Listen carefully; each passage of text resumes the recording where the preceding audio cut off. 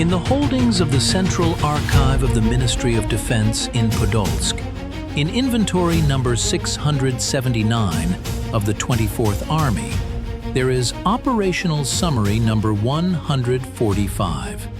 This document, compiled at 5 o'clock in the morning on August 30th, 1941, records the final readiness of the reserve front for the liquidation of the Yelnya salient. On the margins of the typewritten text are notes on the available stock of ammunition. For divisional guns of 76 mm caliber, only 0.7 combat loads were on hand. The technical condition of the tractor park in the 303rd Howitzer Artillery Regiment was assessed as critical. Of 48 Stalinets tractors, only 22 remained operational. These figures, recorded 2 hours before the start of the cannonade, determined the limit of endurance for the upcoming operation. Before we move on to a second-by-second analysis of this large-scale technical and logistical clash, I ask you to subscribe to our channel. Your support helps us work with archival documents and restore historical truth in numbers and facts. The economic and military technical base of the opposing sides, by the end of August 1941, was in a state of extreme tension. The German command of the 9th Army had created an echeloned defense system in the Yelnya area. Wehrmacht engineering units, over 3 weeks of occupation of the salient, erected 342 pillboxes with coverings of 3 to 4 logs. The density of mining on tank-dangerous directions reached 1,500 mines per linear kilometer of front. Primarily used were anti-tank mines of the Panzer Mine 35, type weighing 9 kilograms, containing 5 kilograms of TNT, as well as anti-personnel spring mines S-35, loaded with 300 steel balls that, upon detonation, rose to a height of 1.5 meters. The depth of full-profile trenches was 180 to 200 centimeters, allowing infantry to maneuver covertly under fire from Soviet artillery. The commander of the 24th Army, Major General Konstantin Ivanovich Rakutin, took command under the most difficult conditions. According to his attestation sheet from 1940, Rakutin was characterized as a strong-willed commander with border experience, inclined towards strict discipline and detailed planning. However, his headquarters faced a shortage of qualified operational-level officers. 42% of positions were filled by reservists, civilian specialists with no experience in managing large formations in offensive operations. Rakutin's opponent on this sector was, in particular, Lieutenant General Johannes Friesner, commanding the 102nd Infantry Division. In German service evaluations, Friesner was described as a systematic tactician, a master of conducting mobile defense, capable of effectively coordinating the actions of infantry and attached assault guns, Stug 3. The technical confrontation between the sides was largely determined by their artillery systems.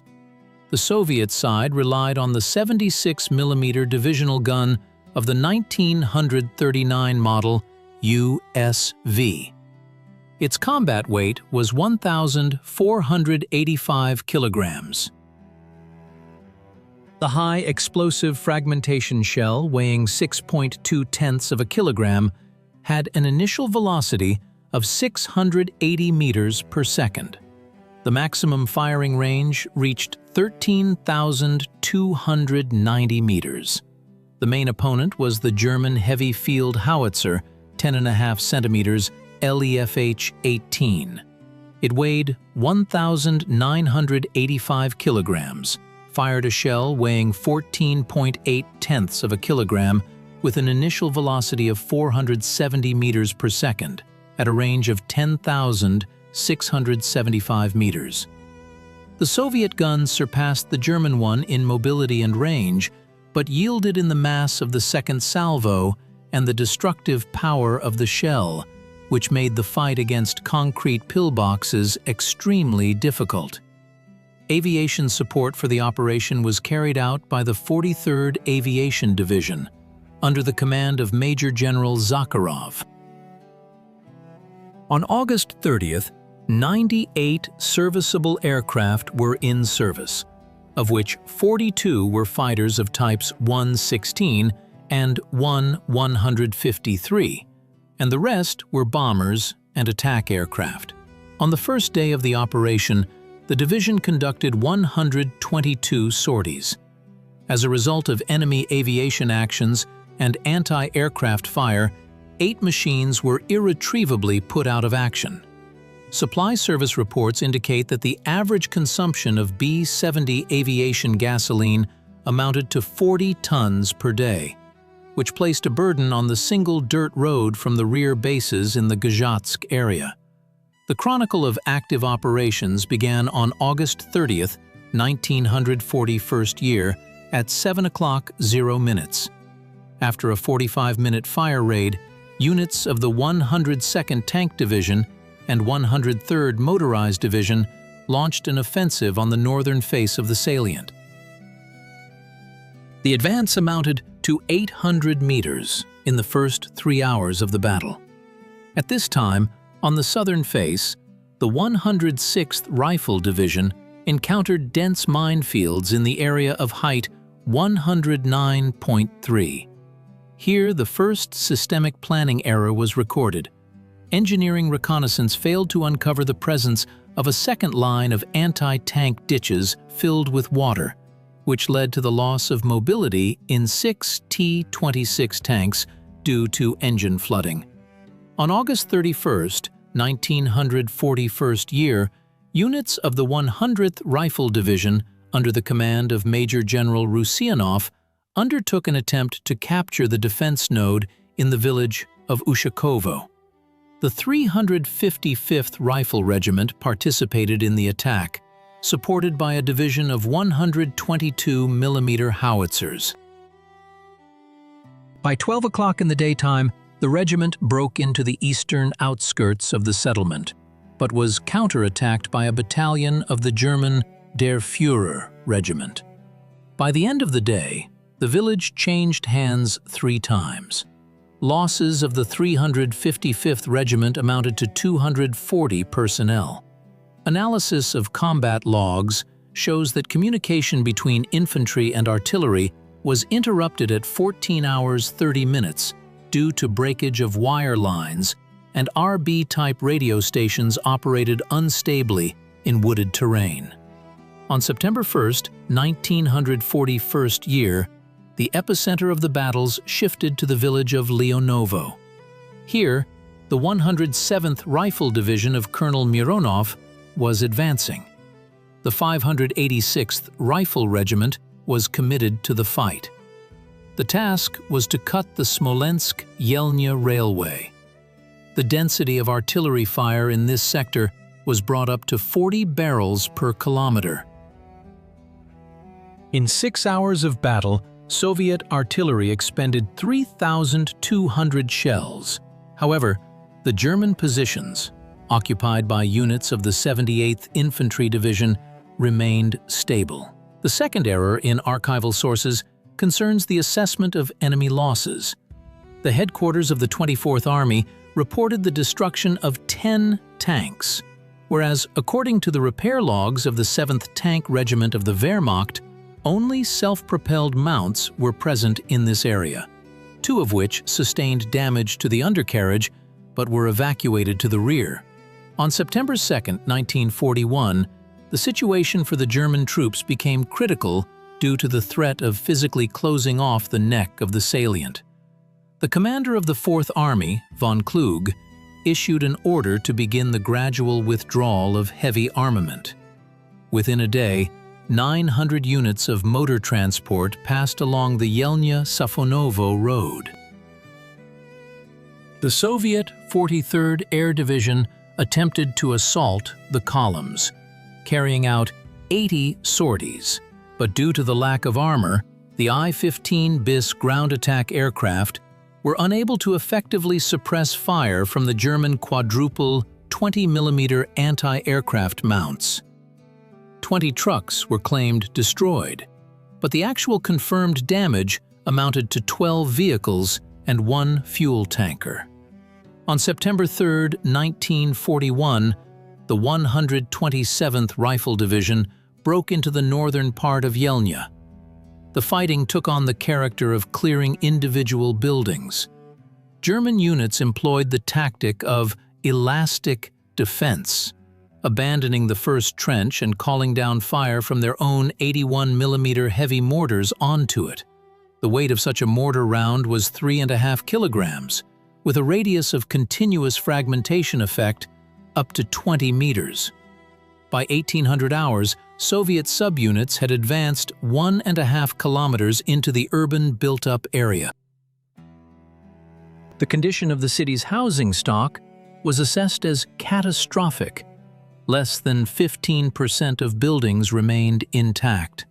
On September 4, 1941, units of the 120th Rifle Division, operating jointly with the 630th Regiment of the 107th Division, completely captured the railway station.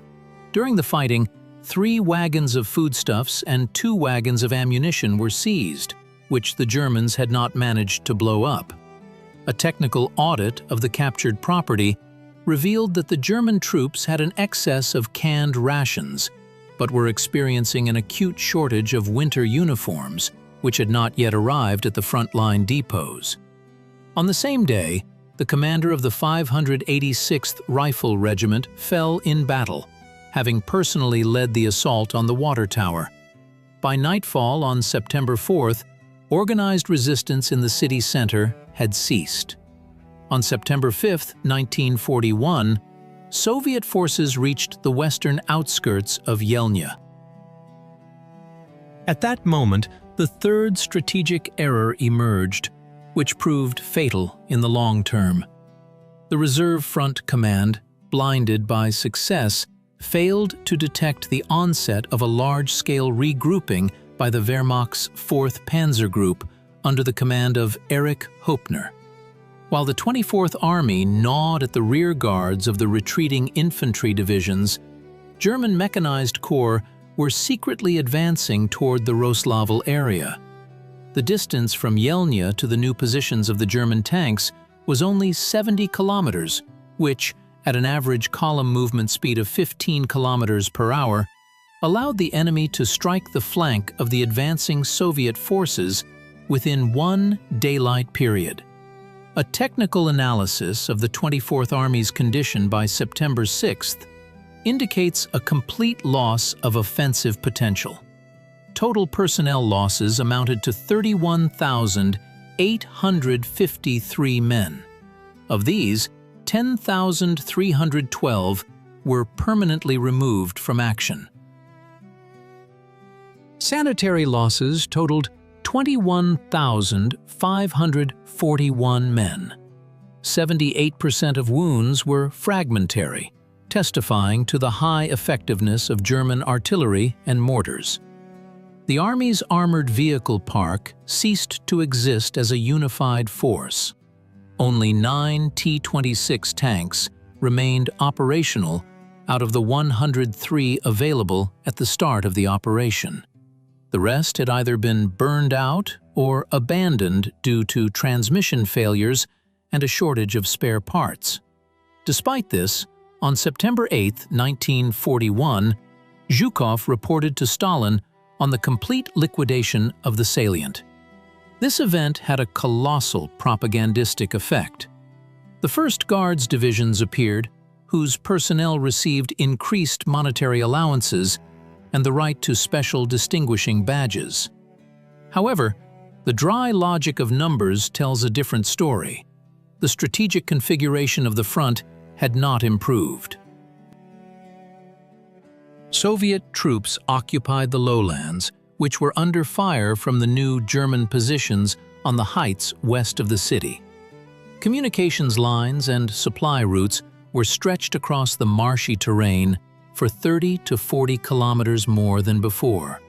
A critical audit of the operation through the prism of the 1939 Field Service Regulations shows that the main objective, encirclement and destruction of the enemy's manpower, had not been achieved. The German command preserved the core of its cadre divisions, including the 102nd, 137th, and 263rd Infantry Divisions. Wehrmacht losses in manpower amounted to 8,932 men, which was 3.5 times less than Soviet losses. The logistical balance was also in favor of the defenders.